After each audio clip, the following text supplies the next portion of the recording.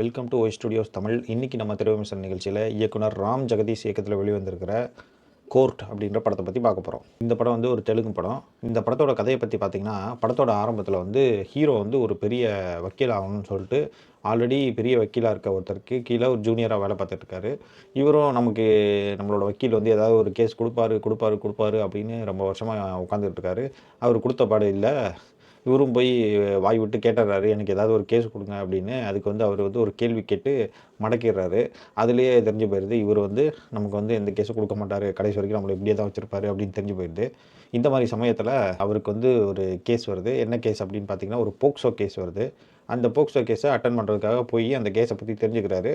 அந்த கேஸ் என்ன அப்படின்னு பார்த்தீங்கன்னா, ஒரு 19 வயசு பையனும் ஒரு 17 வயசு பொண்ணும் லவ் பண்ணுறாங்க. அவங்க வந்து சின்சியராக லவ் பண்ணிகிட்டு இருக்கும்போது அது வந்து அவங்க வீட்டில் இருக்க ஒரு வில்லனுக்கு தெரிஞ்சிருது. அந்த வில்லன் யாருன்னு பார்த்தீங்கன்னா, கௌரவத்துக்காக எல்லாத்தையும் செய்கிற ஒரு ஆள், குடும்ப கௌரவத்துக்காக. அதனால பார்த்து கொதிச்செழுந்த அவர் வந்து கோர்ட்டில் போய் அவனை வந்து லவ் பண்ணான் அப்படின்னு சொல்லி எதுவும் பண்ண முடியாது இல்லையா? அது அவங்கவுங்க உரிமை அப்படின்னு சொல்லிடுவாங்க. அதனால் என்ன பண்ணார், அந்த பையன் மேலே ஒரு போக்சோ கேஸை கொடுக்க வச்சிடறாரு இவர். இப்படி இருக்க நேரத்தில் இது எப்படி லவ் பண்ணது போக்சோ கேஸ் ஆச்சு அப்படின்னா, ஹீரோயினும் அதாவது அந்த லவ் பண்ண பையனும் லவ் பண்ண பொண்ணும் தனியாக ஒரு ரூம்குள்ளே பேசிகிட்டு இருப்பாங்க. அது வந்து ஒரு சிசிடிவி ஃபுட்டேஜில் ரெக்கார்ட் ஆயிரும். அவங்க 2 பேரும் ரூம்குள்ளே போன மாதிரி. அந்த ஃபுட்டேஜை வச்சு அந்த பையன் மேலே ஒரு போக்சோ கேஸை கொடுத்துருவாரு. அவனையும் அரெஸ்ட் பண்ணி உள்ளே போட்டுருவாங்க. ஒரு பெரிய வக்கீலை வச்சு கிட்டத்தட்ட அவனுக்கு வந்து ஜட்ஜ்மெண்ட்டு 14 இயர்ஸ் சிறை கிடைக்கிற அளவுக்கு கொண்டு போயிடுவாங்க. அப்படி இருக்க நேரத்தில் தான் நம்ம ஹீரோ வந்து இந்த கேஸில் என்ட்ரி ஆவார். என்ட்ரி ஆகி ஒவ்வொரு விஷயமா எக்ஸாமின் பண்ணுவார். ஒன்றா எக்ஸாமின் பண்ணி அதுக்கப்புறம் கடைசியாக எப்படி இந்த போக்சோ கேஸ்லேருந்து அந்த பையனை காப்பாற்றி கூட்டிகிட்டு வந்தார் அப்படின்றதான் இந்த படத்தோட மிச்ச கதை. சில படங்கள் வந்து பார்த்திங்கன்னா, கதையே சொல்லும் போதே பயங்கர இன்ட்ரெஸ்டிங்காக இருக்கும், பயங்கர பிரம்மாண்டமாக இருக்கும். ஆனால் எடுக்கிற விதம் வந்து அவ்வளோ நல்லா இருக்காது. சில கதைகள் ரொம்ப சிம்பிளாக இருக்கும், ஆல்ரெடி நம்ம கேள்விப்பட்ட கதையாக இருக்கும். ஆனால் எடுக்கிற விதம், அந்த எடுத்த விதம் வந்து ரொம்ப சூப்பராக இருக்கும், பார்க்க இன்ட்ரெஸ்டிங்காக இருக்கும். அதே மாதிரி தான் இந்த படமும். 2வது விதம், கதை வந்து ரொம்ப சிம்பிளான கேஸ் தான். நிறையா பார்த்துருக்கோம் இல்லையா போக்சோ கேஸை பற்றி கதைகள். அந்த மாதிரி ஒரு கேஸ் தான் இது. ஆனால் அந்த எடுத்த விதம் வந்து ரொம்பவே ஒரு மாதிரி இன்ட்ரெஸ்டிங்காக எடுத்திருக்காங்க. இந்த வாரம் வந்ததுலேயே இந்த படம் ரொம்ப நல்லாயிருக்கு அப்படின்னு சொல்கிறாங்க. நீங்கள் வேணால் போய் பாருங்கள். ஸோ முதல்ல வந்து இந்த படத்தோட பாசிட்டிவ் என்ன அப்படி சொல்லிடுறேன். இந்த படத்தில் வந்து எந்த இடத்துலையுமே தேவையில்லாத சீன்ஸ்லாம் வச்சுருக்க மாட்டாங்க அப்படின்னு சொல்ல முடியாது. இடையில வந்து அவங்க லவ் பண்ணுற சீன்ஸ் மாதிரி ஒரு அரை மணி நேரம் போகும்.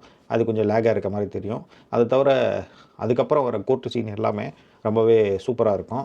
இந்த படத்தில் தேவையில்லாத சீன்ஸுன்னு சொல்லிட்டு ஒரு ஃபைட்டோ ஒரு சேசிங்கோ அந்த மாதிரி எதுவும் இல்லாமல், கதைக்கு என்ன தேவையோ, அவங்க என்ன சொல்ல வராங்களோ, அதுக்கு என்ன அந்த சீன் தேவையோ அதை மட்டும் படத்தில் வச்சுருப்பாங்க. அது ரொம்ப நல்ல பாசிட்டிவ் ஆகிடுச்சு. மித்தபடி கேமரா ஒர்க்கு, ஆர்ட் ஒர்க்கு, நடித்த நடிகர்கள், அதுக்கப்புறம் அந்த லவ்வர்ஸாக நடித்த பசங்க, அது எல்லாமே ரொம்பவே இந்த படத்துக்கு வந்து ஆப்டாக இருந்துச்சுன்னு தான் சொல்லணும். நம்ம வந்து எதார்த்தமாக தான் இந்த படம் பார்த்தோம், நல்லாயிருக்கு அப்படின்னு சொல்லி கேள்விப்பட்டு. ஆனால் பார்த்ததுக்கு உண்மையிலேயே நல்லாயிருக்கு. அந்த ஹீரோவாக பண்ணியிருக்க ஒரு தம்பி வந்து ரொம்ப அருமையாக பண்ணியிருக்காரு. ஆல்ரெடி ஹீரோவுக்கு ஃப்ரெண்டாக நிறைய படத்தில் அவர் பார்க்கலாம் நீங்கள். இது வந்து நார்மலாக நீங்கள் வந்து ஒரு கோர்ட் ரூம் ட்ராமா வந்து நீங்கள் நிறையா பார்த்துருப்பீங்க. நிறைய படங்கள் கோர்ட் ரூம் ட்ராமா வந்திருக்கு. அதுலேருந்து இந்த படம் வந்து எந்த அளவுக்கு வித்தியாசப்பட்டிருக்கு அப்படின்னா, ஓரளவுக்கு நிச்சயமாக இந்த படம் வித்தியாசப்பட்டிருக்கு. கொஞ்சம் இன்ட்ரெஸ்டிங்காக இருக்குது. பார்க்குறதுக்கு எந்த இடத்துலையுமே போர் அடிக்கல. படத்தில் அவங்க சொல்ல வர ஒரே ஒரு லைன் என்ன அப்படின்னு பார்த்தீங்கன்னா, இப்போ ஒரு போக்சோ கேஸுன்றது ஒரு 6 வயசு பொண்ணை ஒரு 40 வயசு ஆளுக்கு எடுக்கிறான்னா, அதுக்கு வந்து போக்சோ கேஸ் வந்து உண்மையிலேயே நியாயமானது. அதே சமயம் ஒரு 17.5 வயசு பொண்ணை ஒரு 19 வயசு பையன் காதலிக்கிறான் அப்படின்னா, அது வந்து எப்படி போக்சோ கேஸு. ஆனால் அதுவும் போக்சோ கேஸுக்குள்ளே தான் வருது. அது எப்படி நியாயமாக இருக்க முடியும்? அதை கொஞ்சம் நம்ம ரீகன்சிடர் பண்ணணும். அதை அட்வான்டேஜாக எடுத்துக்கிட்டு இந்த மாதிரி ஹானர் கில்லிங் பண்ணுறவங்க எல்லாம் இந்த மாதிரி பண்ணுறாங்க அப்படின்றது தான் இந்த படத்தில் அவங்க சொல்ல வராங்க. நிச்சயமாக இந்த வாரம் வந்து நீங்கள் ஏதாவது ஒரு படம் பார்க்கணும்னு ஆசைப்பட்டீங்கன்னா இந்த படம் போய் பாருங்கள்.